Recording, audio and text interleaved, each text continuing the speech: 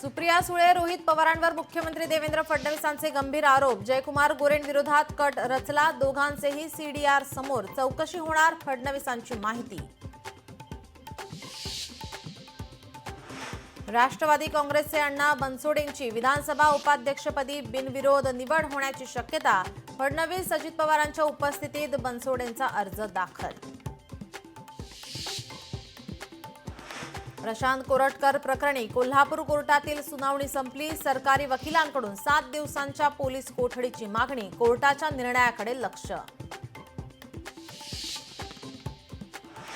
खोक्या उर्फ Satish भोसलेला VIP treatment देणाऱ्या 2 पोलिसांवर निलंबनाची कारवाई. नातेवाईकांनी आणलेला जेवणाचा डबा खातानाचा खोक्याचा व्हिडिओ झाला होता व्हायरल. मुंबईत नसल्यानं चौकशीला हजर राहणार नाही. खार पोलिसांच्या नोटिसीनंतर कुणाल कामराची प्रतिक्रिया.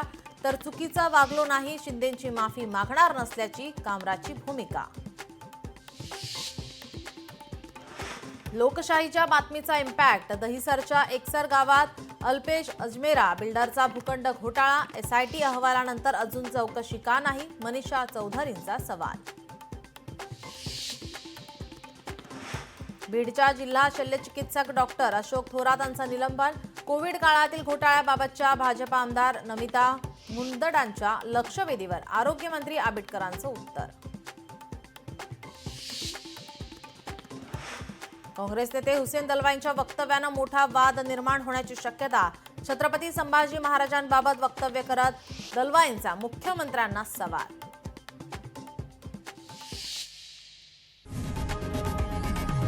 लोकशाही मराठी ऐका, पहा, जागरूक रहा.